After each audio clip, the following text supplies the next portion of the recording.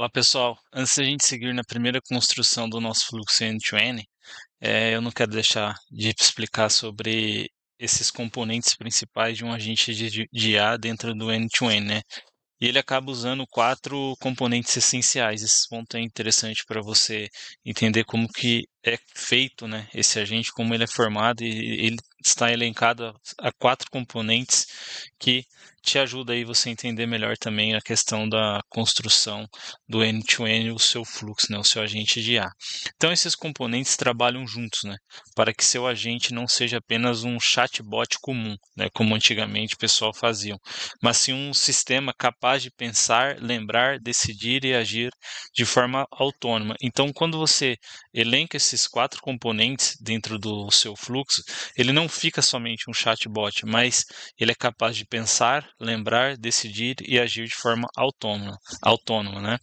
Então, ao final desta aula, você saberá exatamente o que é cada peça e como configurá-las, tá? O primeiro ponto, a gente tem aqui nosso agente de IA, né, que vamos dizer assim, é o cérebro, modelos de linguagem eles chamam. O que é? É um motor que entende e gera texto. Então, basicamente, ele entende e gera o texto. A gente tem aqui exemplos, né, no end-to-end, como o ChatGPT. Deixa eu só abri-lo aqui para você ver os modelos padrões que a gente tem. Aí fica mais fácil. Quando você clica aqui, a gente tem esse agente de IA, tá? Que ele faz todo o processo, ele não está configurado, porque eu só quero mostrar para vocês como funcionam esses 4 componentes. Mas quando você clica aqui, o chat model, né, o modelo de linguagem, a gente tem um chat, né, o chat GPT, que é um modelo, a gente tem o de PSpeak, então tem o Gemini, então a gente tem vários modelos, né? Mas o tradicional que todo mundo vai é dentro do chat GPT, tá?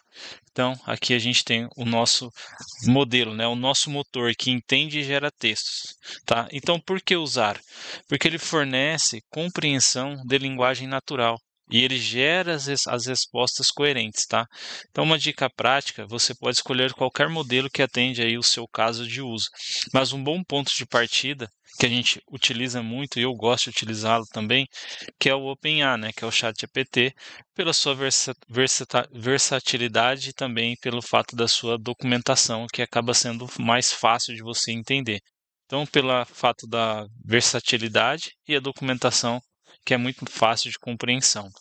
E depois a gente tem dentro disso os prompts cerebrais, né? Que são instruções de comportamento.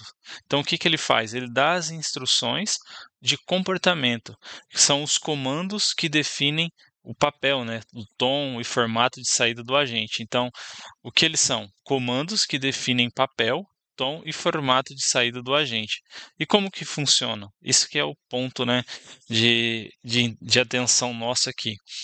Se você quiser um assistente de pesquisa, você escreve um prompt que diga: você é um especialista em pesquisa de mercado. Um exemplo que é muito utilizado.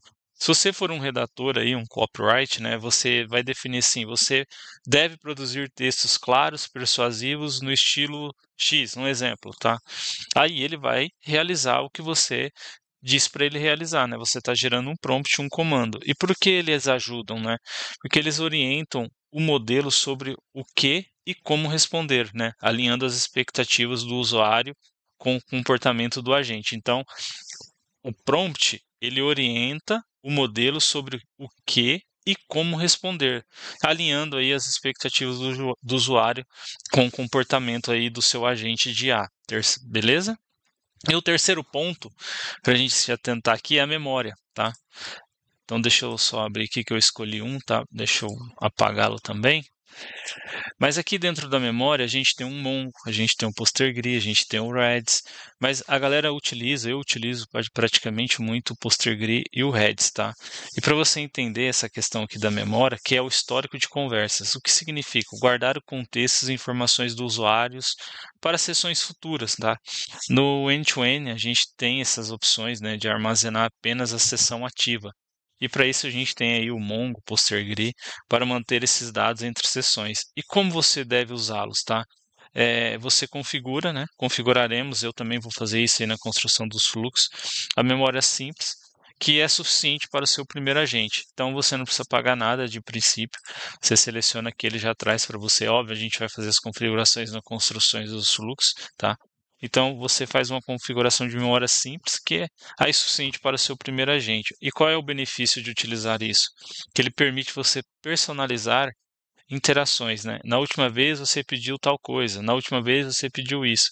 E isso acaba evitando que o usuário precise repetir informações, tá? Então ele evita esse loop aí de repetições. E por fim a gente tem as ferramentas, tá? Dentro do seu agente de IA, né? Quais são as ferramentas? Aqui eu trouxe um exemplo simples, tá? Para você entender. Seriam as ferramentas. Aqui você tem o Gemini, né?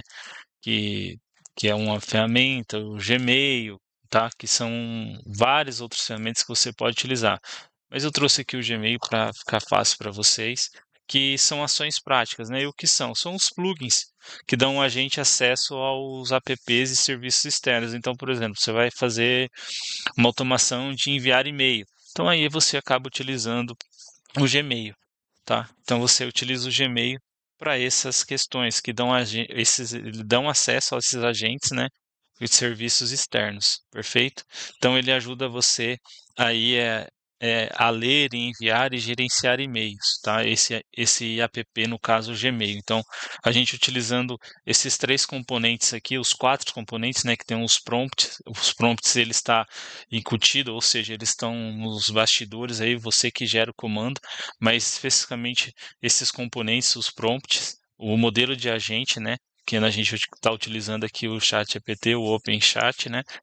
E para memória, né, para você não ficar tendo um loop de repetições de informações, você acaba usando aí o PosterGrid ou o Redis, outras coisas. E como app, tá? A gente acaba utilizando aí o Gmail para poder ler, enviar e gerenciar esses e-mails. Então, num resumo simples, eu quis trazer essa aula que eu acho muito relevante para você entender na construção que nós vamos fazer do primeiro fluxo, né, ou dos fluxos que nós vamos construir ao longo desse curso, que são vários, mas é essencial você ter isso em mente, porque isso vai facilitar muito sua compreensão aí na construção dos fluxos, tá? Então, resumindo, a gente tem os quatro componentes, o cérebro, né, que é o modelo de linguagem que processa o texto. A gente tem os prompts dentro, né, que define o papel e o comportamento. E a gente tem a memória, que guarda o contexto histórico.